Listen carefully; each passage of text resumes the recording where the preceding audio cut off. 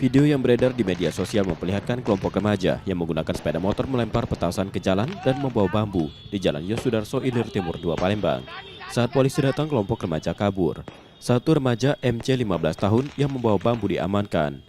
Remaja ini kemudian dibawa ke Polsek Ilir Barat 2. Pada keterangannya, polisi mengatakan aksi memancing keributan untuk mengajak kelompok remaja lain tawuran. Orang tua dari remaja ini pun dipanggil polisi.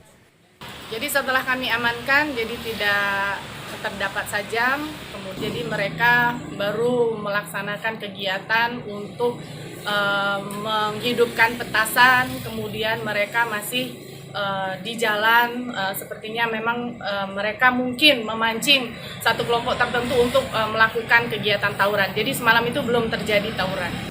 Setelah membuat pernyataan dengan surat perjanjian, remaja dibebaskan. Resi Oktora, Muklas Diferensial, Kompas TV, Palembang, Sumatera Selatan.